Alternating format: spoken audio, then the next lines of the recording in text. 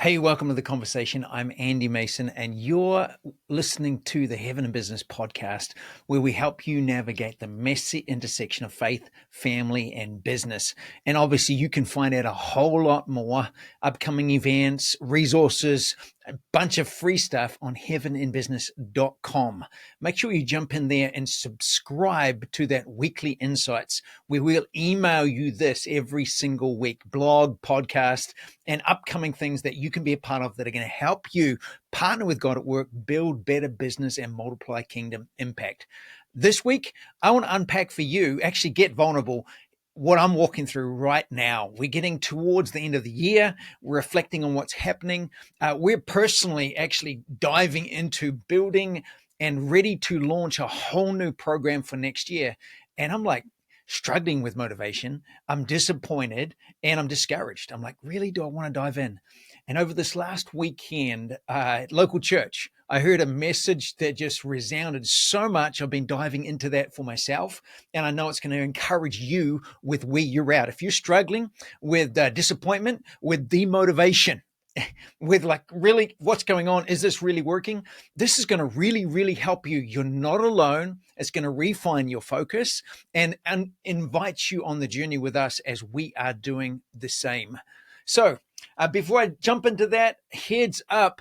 Conference next year is now live. There's actually an early bird discount available for you. Jump onto heaveninbusiness.com/conference26 and you'll see that there. It's all about how to multiply kingdom impact. We've got a friend of ours, Leif Hetland. If you've never heard Leif, there's stories behind his stories, what he is doing, how God could take a renegade Viking addict and turn him into a world changer that is literally going into the Muslim world in places that you should not be, and seeing incredible impact. And being given the Ambassador of Peace award. There's a whole heap going on there. How could God even do that? The stories for you are going to be profound. And then we've got a whole heap of case studies from Bill Job, who's the face of business as mission in Asia. Goes there thinking he's going to be a missionary with a job, ends up starting multiple businesses and seeing what God does when you follow his voice and trust him in the messy middle. We've got Jonathan and Kara Sparks. Their journey has gone on or continued, where they're literally, what I'm talking about today is what they've walked through, but they're experiencing some breakthrough and literally how God can multiply your kingdom impact even without resources. It's profound what's happening with them. Darius and Carla Stoll, a manufacturing company in Abbeville, South Carolina. Their journey personally from where they've come from spiritually, but business, influence, city, church, region, and what's going on. How does that practically happen? How do they do that? What are the challenges they've had to overcome along the way? And how can that relate to you? Plus, we've obviously got teams of prophetic. You're going to be encouraged, empowered, connected, and equipped to partner with God, build better business. And really the focus of this one is about, how do I multiply kingdom impact? How do I know what I'm doing? And that's probably a great segue to jump into this topic today. So for the last 14 years, we've been building Heaven and Business. It kind of was not something that I intended to do, but something we kind of fell into and thrust into, and realizing that our entire background has partnered or prepared us to do what we're doing right now. And initially it was an experiment. Is the God of the pulpit the same God of the street corner, the local street vendor, the business, the janitor, from the CEO to the boardrooms to the bedrooms and every in between? This partnership with God, is it real? What does it look like? How do I experience the presence and the power of God in every aspect of all of life? If we're going to see cities, nations transform, there cannot be a church service. It's got to go way beyond that. But where are the miracles in the marketplace? Where's the power of God when I'm struggling to pay bills, when I know that I've got employees that are sick? Does the same Jesus that works in the healing rooms work in my workplace? And so over the last 10, 14 years, what we've called an experiment, we can now sincerely say, hey, man, it's a no-brainer. It's so real. The miracles that we've seen, from wisdom and insight and innovation to lawsuits that disappear, to ideas that people get that make crazy businesses. all of these things, it's been now without fault. I can say and sincerely say that God is real, and his desire to partner with you in your workplace is way more than you realize. And there are some steps for us to walk into that. And the first one is realizing that it is possible that God is with you at work. And if you haven't got that book, God with You at Work, that was one of the first ones we launched to help actually show some of the stories and the principles to get started. You can find that on Amazon.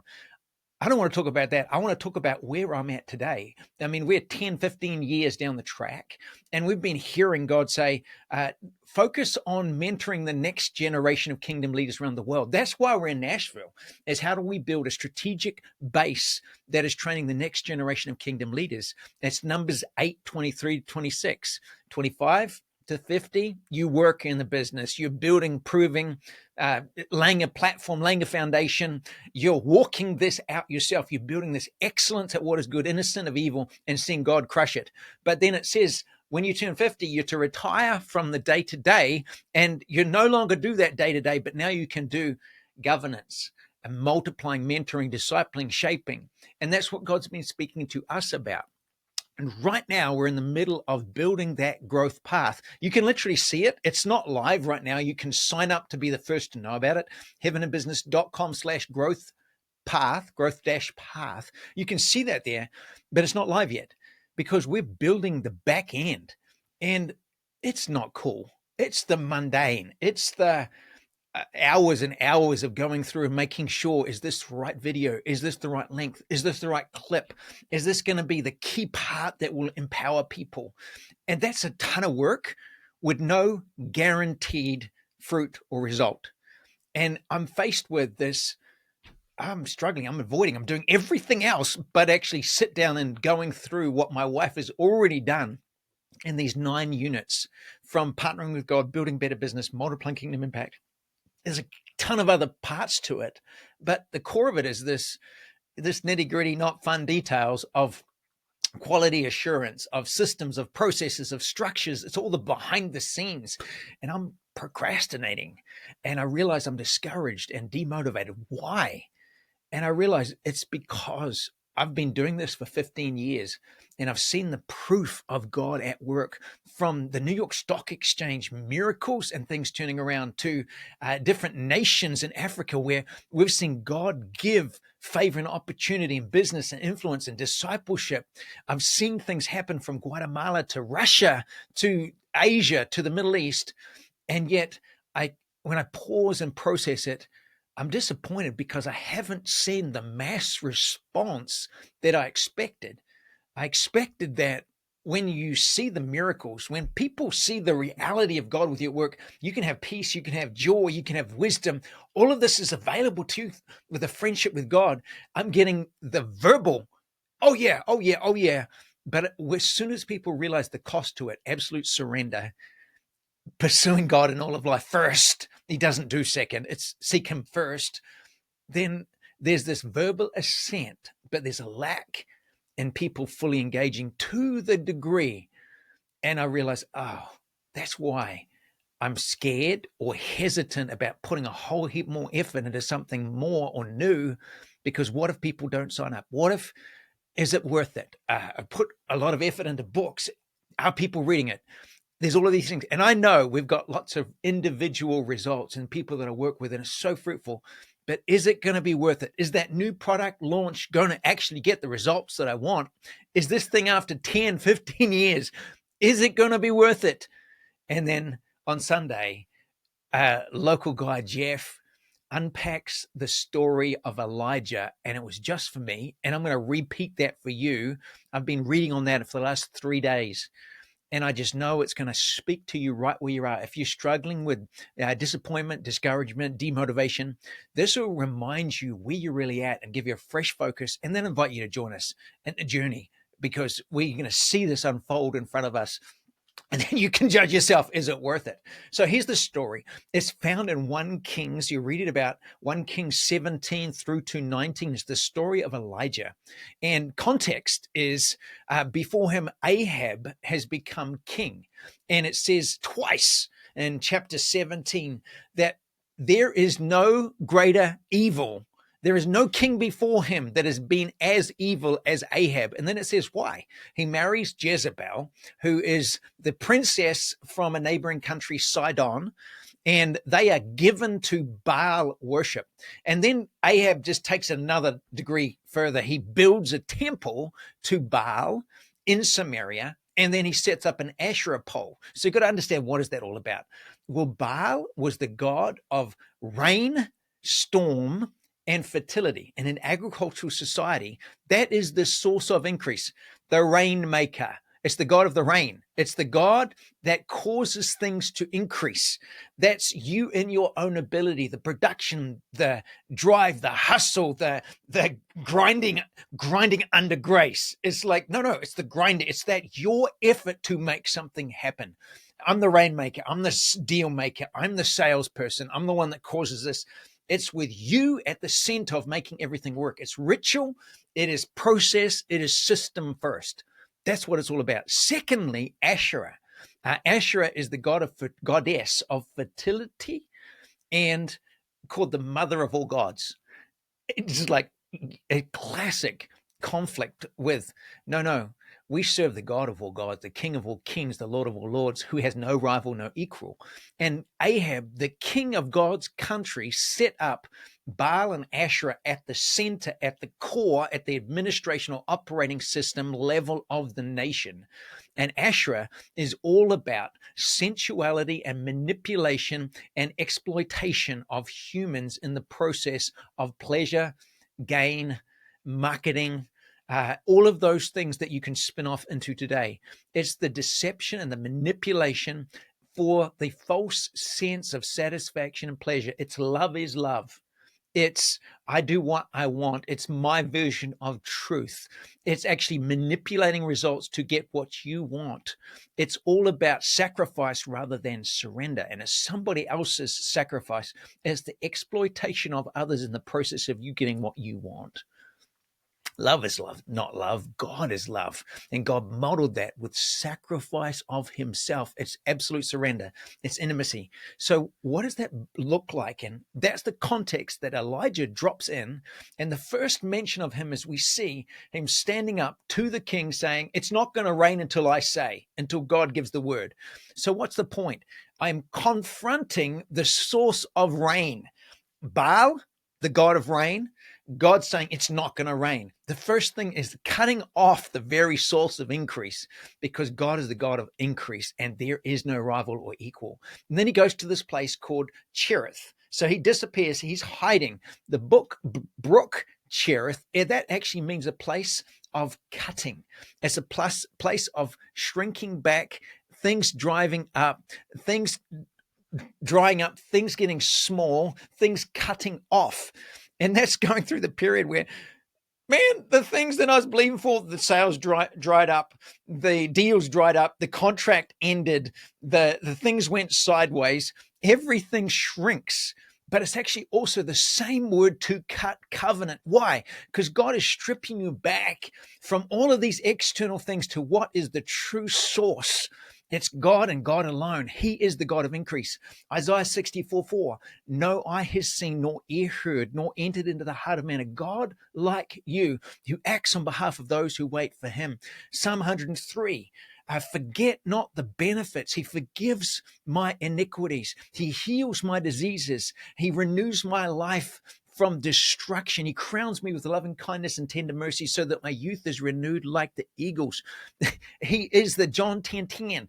The devil comes to seek, to steal, kill, destroy, but he has come that you might have life and life more abundantly. One sows, one scatters, but God is the God that causes the increase. That's what this is about. He brings you back to covenant.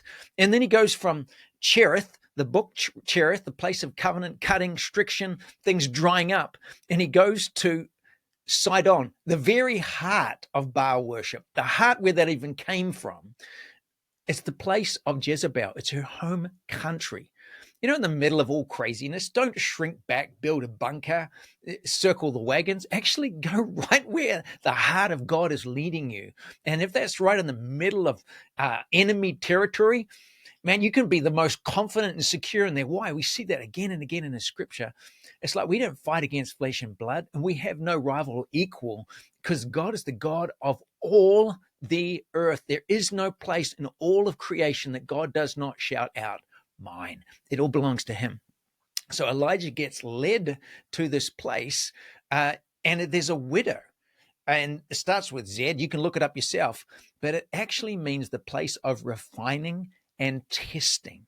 So he goes from cutting, covenant, things drying up, to this place of testing, where it's like, I've got nothing. How am I going to survive? God, I need the money. I need the cash flow. I need this. I need all of these things. All of it dries up. Now he's in this place where now I'm in the enemy territory, in the heart of it, and I've got nothing. And they've run out. They've got no flour and no oil. And God takes flour and oil and turns it into a supernatural supply that sustains not just him, but him and the widow, which means you non-Jews, you Gentiles, that's me and you, we're included. That's the promise that's prophesying this in the story. But also, the widow's son dies and she gets raised from the dead. The miracles in the middle of nothing, in the middle of where it seems like crazy, and yet God continues to provide. Why? Because we don't live by bread alone, by flour alone, by the business plan alone, by the bank balance, by that contract alone, but by every word that comes from the mouth of God. It's testing and refining. Proverbs 30, verse 5. Every word of the Lord is tested, refined, and proven to be pure. And then he goes from there, and then we get the showdown in Mount Carmel, which means fruitfulness. It's the point at which he says, if God is God, serve him. And if Baal is Baal, serve him. And he pours a whole heap of water on a sacrifice. And the Baal worshippers do their thing. They do all their rituals. They go all to their conferences. They run around doing all their processes. They all do all of the stuff. And none of it is working. None of it's working. And then he just stands there and he says, God, you're the God of Israel. Let it be known today that you're God in this place. It's almost like the same as when David was running at Goliath. God, let it be known that you are God in this place, that you rule over all, that you lead all, that there is none other like you. Let it be known to this entire nation that you are real and that you're with us, and what Jesus paid for is full and final, and it works in every aspect of all of life, from the boardroom to the bedroom and everywhere in between, from the battlefield. We're seeing those stories as well. And there's fire that falls down from heaven and it consumes the sacrifice. They destroy 600 prophets of Baal. It's this epic moment. And they pray and God sends rain, because God is the ultimate rain maker. And then you think, this is the best. It's the moment. It's caused everything to come true, everything I dreamed of, and the nation's going to turn. Everybody's saying, yes, God is God. God is God. There is no in God we trust. Let's put it on our money. Yeah, God is God. And then nothing. There's no change. It's only a verbal acknowledgement. There's no heart change. It was an external thing. Sound familiar? It's a cultural acknowledgement. Yeah, we serve God. We're a Christian country. But the evidence in the schools and the systems is not there. The expectation for a national move doesn't happen. A few people turn, a few people do the right things, but there's no mass movement and mass change. And so he is discouraged, demotivated, and he's like, man, I'm done. Wasn't this what it was all for? To see and to prove that God is real, God's alive, God is not dead. He's with us in all of life. We've seen him come through again and again and again. Why are people not mass running into this, not just to say a prayer and attend a church, but to live a lifestyle that Jesus is real and it applies to all of life? And he goes and he runs a day and he's under this tree. And I mean, this is classic because I had a birthday recently and we've been talking about this with my wife, and this realization that you know that you're in this place when you get to the point of being okay with adequate. I'm okay with just enough. And my wife gave me this classic card. It says, have an adequate birthday. Now, this was all in jest, by the way. And it says, this message is brought to you by the National Foundation of Lowered Expectations. You know you're in this place when you've lowered your expectations. You're not letting go of faith. And that was Elijah under that broom tree. The broom tree is a tree in the wilderness that has its roots anchored deep, strong. It's not moving, but it's got just enough water, just enough shade to survive. It's just enough to get by, but there's no flourishing. It's a survival status. I'm not letting go faith. I'm not letting go my expectation that my life is secure in him. But to actually flourish and produce something really fruitful, yeah, we're not so good. She wrote this: when the world around seems colorless and people wish you an adequate birthday, then keep your hopes up. When things don't go as you expected and your books don't sell like they should, then keep your hopes up. When you discover a stream under your house, we had that here. It's like, oh my gosh, oh, fleas on your legs. Yeah, that's not true. Then keep your hopes up. When it seems like it will never change, let it, like it's always going to be this way, then keep your hope up even more, because the truth is that you never know what tomorrow holds. And with God, tomorrow always holds new mercies, new strength, and new possibilities. The hope of all expectations you used to have being fulfilled, if only you will dare to hope for them again. So here's to fresh hope and full of hope. Now, God meets Elijah in the middle, under that broom tree of the just enough, of the adequate, of the survival. And he says, hey, he doesn't punish him. He doesn't scold him. He say, why you lost hope? Why didn't you have more faith? No, he's got enough. He actually gives him a drink and a meal. Isn't that awesome? Here, have a glass of water, cold water, and have a nap. Sometimes you just need a nap and need a rest. In the middle of the high, it's not gone as you expected. You've seen the results, but they haven't turned into transformation like you expected. And you're just done. Maybe you're just going to survive. Maybe I'm just going to get through. Maybe I'm just going to be satisfied giving my tithes, paying someone else to do something, but not really believing and stepping in and leaning that for myself. And God's like, yeah, have a meal, have a glass of water, take a nap. And you wake up the next day, you're still grumpy and demotivated, disappointed. Have another meal, have a Kit Kat, and go have another nap. And then the next day, he's got enough energy to run for 40 days. And that's a time of fresh rejuvenation. He's like, I don't know what he's thinking for those 40 days. Maybe it's a new strategy. Maybe it's thinking through. Maybe he's thinking how I'm going to survive, or grumpy. I think probably more grumpy and disappointed, and really disappointed and upset with God. And he gets to this mountain. Now, remember, he's had the greatest power encounter. He's been living off ravens, bringing him meat, and a brook feeding him water. I don't know for how long, for years. And then he's gone from there to Zarephath, where this enemy widow, and he's survived off flour and oil that's never run out. And she's been cooking for him. And it's like, man, it's COVID. It's been going on and on and on and on and on. And then the son dies. He sees miracle dead raising. And then he goes to Carmel and sees the greatest miracle of all time. God sending fire on a soaked sacrifice. Soaked altar, a turning of a nation, and then it doesn't happen. It doesn't produce the transformational result that he wants. He runs 40 days. He gets to this mountain, and God says, he's waiting for God. And there's this thunder and lightning and fire and storm and shaking and power encounter. But God is not in the power encounter.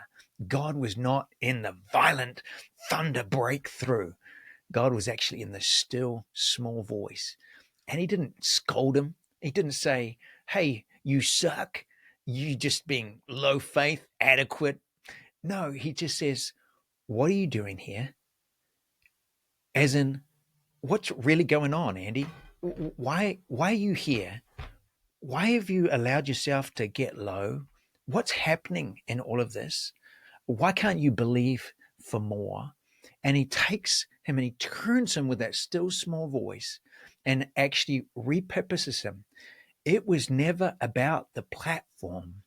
It was about the process of discipling people. Success is not success without succession. It's about transformation doesn't happen in these big moments.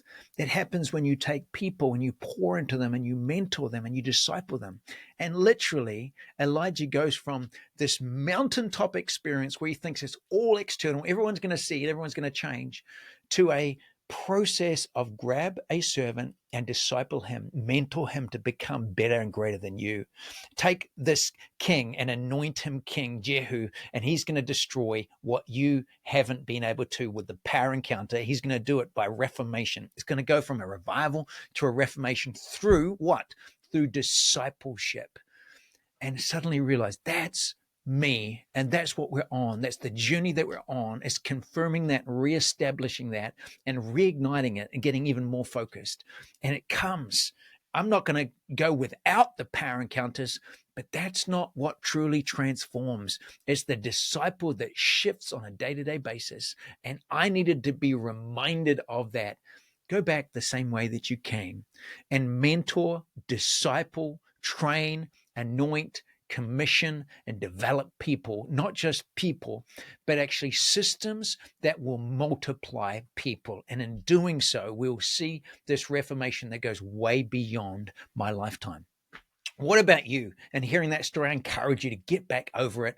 And just remember, number one, you are not alone. God is not scolding you, telling you off, rebuking you. He's just calling you higher and saying, intimacy is about surrender, not about sacrifice. Intimacy is about walking with him in his voice, and it's shifting and it's changing you from the inside out.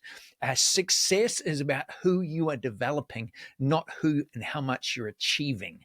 So it's about multiplying you. I would encourage you is, who are you discipling and developing? Maybe that's your employees. If you're in the workplace, that's critical. It's really, really important. How are you developing them to do what you do and multiply and grow? But maybe it's beyond that. Maybe it's grabbing a group of 20-year-olds, 25-year-olds, 30-year-olds, and start to actually pour your life into them. Take them with you places. Do life with them. Do life on you and develop people. There's a wonderful book called by Dave Buring called Disciple Maker. It'll help you in that journey. There's another great book called The Prosperous Coach. Even if you're not coaching, it's going to help you because it'll give you the tools and the mindset and the framework that it's not about being the friend of everybody. It's helping people grow. And that's what we're about. And then thirdly, I want to invite you on a journey. This is what we're doing. We're building a growth path with Heaven and Business. You can see it and encourage it. You can use those resources yourself. And we encourage and train you so that you would do that. You train the world how to partner with God at work, build better business, and multiply kingdom impact. And finally, I just want to pray for you.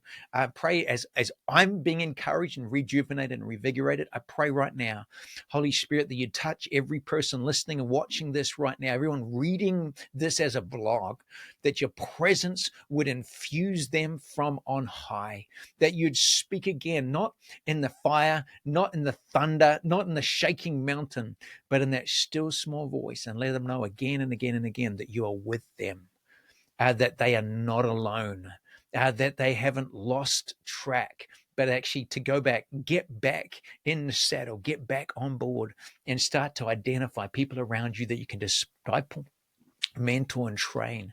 Father, just release your refreshing on every person right now.